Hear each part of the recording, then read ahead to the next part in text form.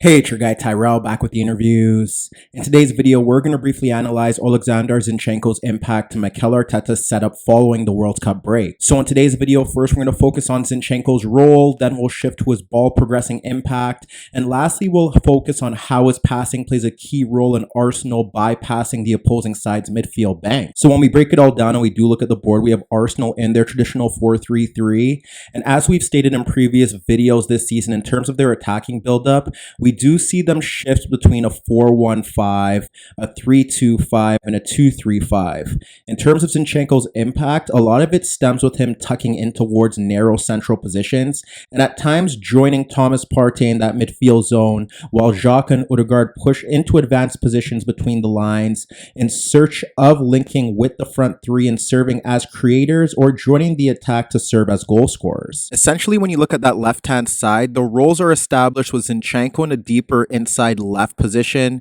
You have Xhaka pushing forward into that gap between the fullback and the center back, and then Martinelli is providing the width on the touchline. There are variations where you see Xhaka dropping off into that inside left position and Zinchenko will push into that midfield zone, or at times push beyond into the space that Xhaka usually occupies, or you could see Zinchenko hugging the touchline and then Martinelli tucking in towards that central position. But for a majority of those situations, it's Xhaka advanced in that midfield zone, Martinelli looking to get into 1v1s, and when Zinchenko gets on the ball in that inside left position, or at times in a traditional left back role, that's an element where he could use his passing to an advantage for Arsenal. You could see him playing diagonal switches out towards Saka in the right channel or Ben White pushing forward. At times he'll drag markers towards him and square the ball in towards an unmarked Thomas Partey so that he could progress the attack, and then you see him finding Xhaka in those pockets of space in between the lines, and that's where he could play the ball around the wide player or look to split the wide player and the central midfielder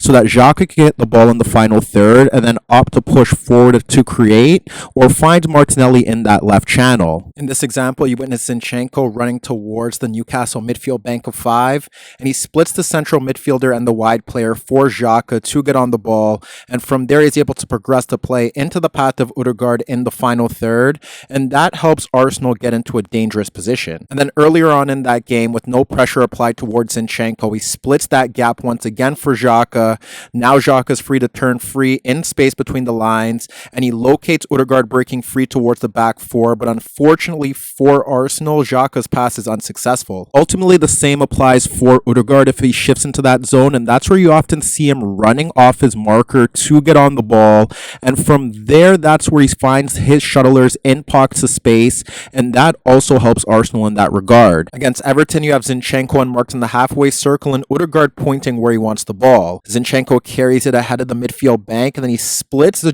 Gay and the shuttler to find Odegaard running off his marker. Odegaard does well to bypass Gay, and that helps Arsenal progress their attack. And then 10 minutes later, it's Zinchenko carrying the ball freely beyond Mope, and as Mope looks to close him down, focus on Odegaard unmarked in the halfway circle. Zinchenko identifies that space, and he plays a superb reverse pass between Gay and the shuttler, finds Odegaard in this space between the lines, and that allows him to progress the play to Saka. The other alternative for Zinchenko in that position is if Nketiah drops off deeper away from the center backs, and from there, likewise, Zinchenko's passing helps Arsenal bypass the midfield bank, and Nketiah can now carry the ball in towards the final third. But when you focus on Zinchenko's impact when he tucks in towards that central position, what you often see is that Arsenal do shift to a 3-2-5, and it does mean that he's positioned in between a hexagonal or a pentagonal shape depending on the opposing side's formation. But when he moves into that zone, the key here, and we witnessed this against Everton, was that they had Doucouré stepping towards Zinchenko to ensure that when he got on the ball there was pressure, but often most teams don't apply that pressure towards him, and that's where you see him impact the game in various routes. In terms of his passing, you witnessed it in the second half against Everton and also against Newcastle, where he'll simply look to drop off deeper in towards his own half or just near the halfway line to get on the ball, and if no pressure is applied, he's capable of playing reverse passes in towards that pocket of space between the lines for Odegaard, or he's often playing the ball in towards Xhaka or Nketiah dropping off into that space, and from there they could progress Arsenal's attack. And with teams looking to constantly shut Thomas Partey out of the game, Zinchenko's ability to get on the ball in these zones and consistently consistently break the opposing side's lines to find his teammates in attacking positions serves as an asset. The other threat that he possesses from carrying the ball from deeper positions is that he has the ability to drag markers towards him and ensure that he gets the ball on towards his left foot to create an avenue. He could fake the pass, create space for himself,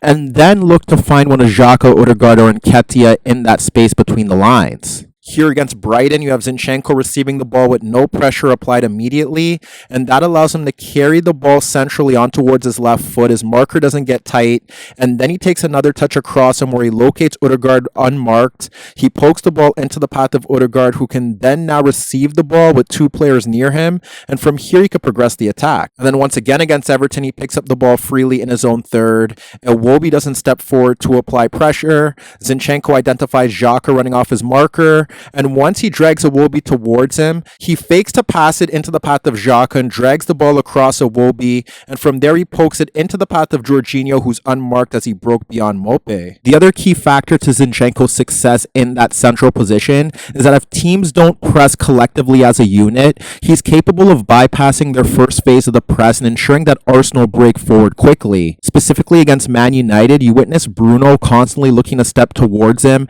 and that would leave Thomas Partey free.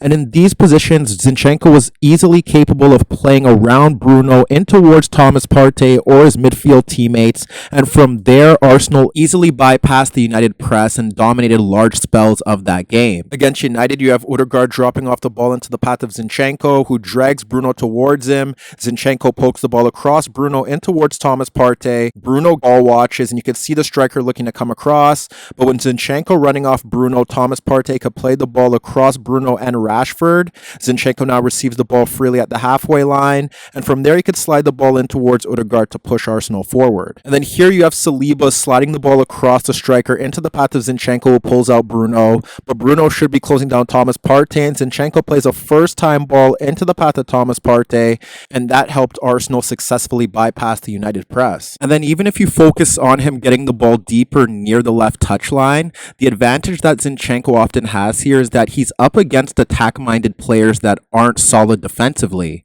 So he's capable of using his ability to drag and manipulate the ball to invite the pressure towards him, and he's press resistant. And then he dribbles across them in towards positions where he is able to create separation. And then he looks for the runs of Thomas Partey, Xhaka, Odegaard, or at times even Nketiah running off their markers in towards space. You witness this against United and Spurs on a consistent basis, where he was dragging away Kulusevski and Sarr, and then looking to either dribble beyond them, or if he did drag them towards the ball, he was looking for the runs of Odegaard or Xhaka to play them into pockets of space where they could progress the Arsenal attack. In many of these situations, he's receiving the ball in that wider zone, and then he could dribble in towards central areas where he knows that those players aren't willing to track him, and from there he could play a disguise pass in towards that space between the lines, or simply look to attract more markers towards him, specifically the defensive players,